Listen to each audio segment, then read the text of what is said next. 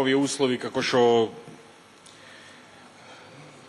постои незаинтересираност на парламентарното мнозинство, да отворам неколку дилеми поврзани со овој заем. При тоа, со жалење да констатирам дека повеќе од 10 ден и денеска Скопје е најзагаден град. На светската денес ранг листа на најзагадени градови, градовите во Иран и во Афганистан водат со 372 мерени PM10 частички кои што се канцерогени.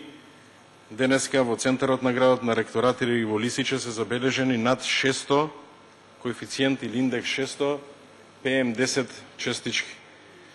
А владата се уште не донела ниту една мерка, макар и она, или не применила ниту една мерка, макар и онаа со миењето на улиците или со ангажирањето на тој дечкото што беше наведен во заклучоците. Од друга страна, да констатирам дека веројатно ова еден прво заемот можеме да третираме како доказ од страна на владата за поразот во политиката на образованието и на високото и на средното. А од друга страна 17 милиони евра кои што не се интересни за парламентарното мнозинство, како да ќе ги враќа некои други граѓани од некоја друга планета, не нивните деца, внуци, роднини и пријатели, отвара уште една, или е само уште една потврда за начинот на кој што оваа влада ја води политиката. Тоа се заем и заем и заем и само заеми. Денеска сме сведоци дека владата преку послушните пратеници од парламентарното мнозинство се решава да земат еден нов заем од 17 милиони евра, кој што, например, вика дека е за вештини и иновации, а кој ќе го погледнете описот на проектот, тој нема никакви врски со вештини и иновации.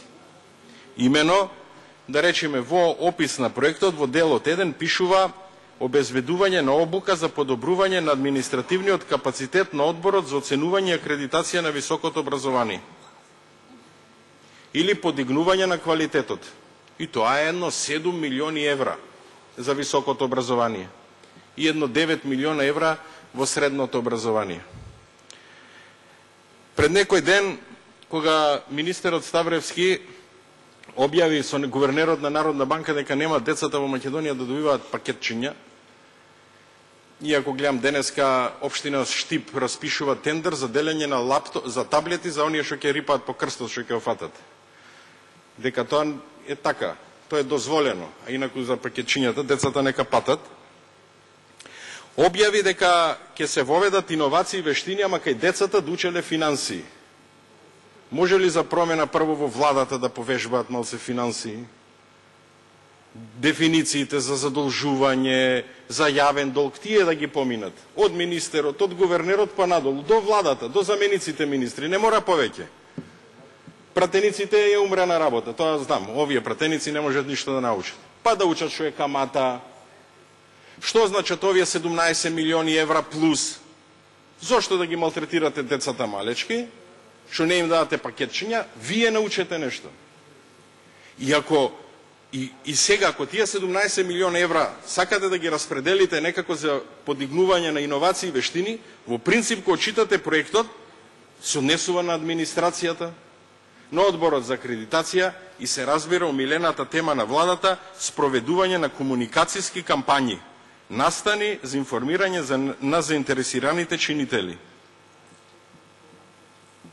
И се разбира, ова го нема во буџетот, ама затоа ќе земеме нов заем од 17 милиони евра. Навистина, не е некоја сатисфакција, ама поразот на политиката на образование најдобро во ова се гледа. Сега владата ќе се обиде некако да го подобри тој концепт или тој пропаст што постои во образованието. Уништувањето на занетите, уништувањето на стручните предмети, кои што укажувавме со години. Владата беше глува. Сега со 9 милиони евра ќе ги враќа назад. Ви кажувавме дека кога 24/7 детето има компјутер пред него, тој нити има вештини, нити иновации. Туку станува робот на предметот што го учи. Дека модерното образование во 21. век се базира на интерактивност и на креативност. Ама со кој ќе го направите тоа? Со партиски упат што го правите со наставниците во образовниот процес? Или со партиски упат во високото образование? Каде што учебната година на Универзитетот Свети Кирил и Методи, кој што како наука треба да се бори против догмите, започнува во црква. Со панихида на образованието. Па деканите од факултетите да се такмичат кој носи масло, кој пешкир поскуп, за да се додворат кај ректорот.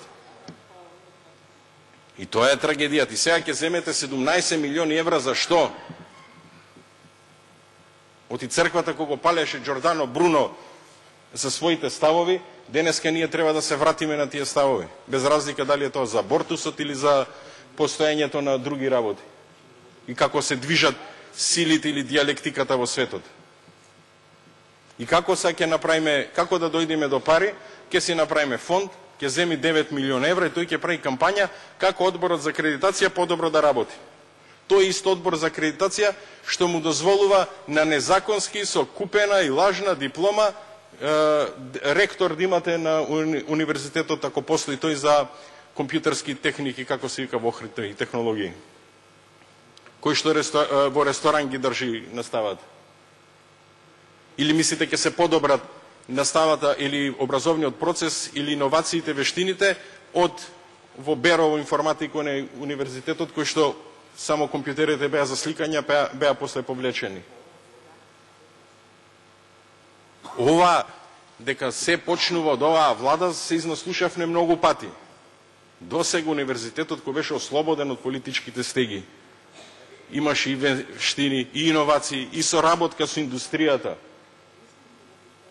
На времето кога имаше пракса, ние сме биле од факултети, сме соработувале, или факултетите соработувале не со обични делови од индустријата, туку со крупни компании, кои што со стипендии, со проекти заеднички многу напред оделе студентите и гледаме денеска по светот колку наши еминентни лица се професори по разни факултети ни светот.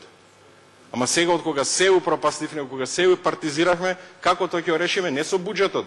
Буџетот ни треба за други работи. Туку ќе земеме 17 милиона евра нови пари. И тоа за парламентарното мнозинство не е тема. Си отидоја. Не сакаат да зборуваат. Навистина, тоа е ненормална работа, се сложувам, ама замислете, кој ќе да дојди влада која ќе рече со закон кредитите да се ги враќат тие што се ги гласаја. Може би не е уставно, ама закон, како вика ВМРО да помане. Или Тајко Велјановски. Епа немате мнозинство, епа тоаш некој друг ќе има мнозинство. И ќе донеси таков закон. Дали е нормално, не е нормално, ама закон е. Ова лудило со задолжувањето, заемите, мора некојаш да престане. Ајде да се земат за некоја работа, нешто што е итно, некој инфраструктурен проект еве. Ова за зголемување на иновации и вештини, ама не на факултетите, во фонд, на луѓе, кампањи. Навистина, згрозен сум од незаинтересираноста на парламентарното мнозинство. Денеска не напишав, ќе повторам, додека глумат Димовски и Ермира Мехмети кој има поголем токмак, коалицијата, тендерската коалиција си тера работата, а граѓаните патат. Гледам, не им смета нити на Илија Димовски, нити на Ермира Мехмети. Денеска оти 17,5 милиони нови евра ќе се задолжат граѓаните на Република Македонија за глупост. Наместо тоа да го направат за некоја нормална работа. Зашто повторно ќе имате ректор со фалц диплома, повторно ќе имате универзитет што не ги исполнува условите и повторно ќе имате друг универзитет што ќе тера студентите од црква и деканите додат. Со тоа образованието за жал и на најниски гранки донесено во историјата на постоењето уште многу години од кога е формирано. И затоа пратеничката група на Социјалдемократскиот сојуз е против ова ново задолжување, кузне кој е поред и кузне која е вредноста на јавниот долг во овој момент или на заемите што ги плаќаме и што мора да ги плаќаат граѓаните заради неодговорното однесување на ВМРО, ДПМН и ДУИ. Благодарам.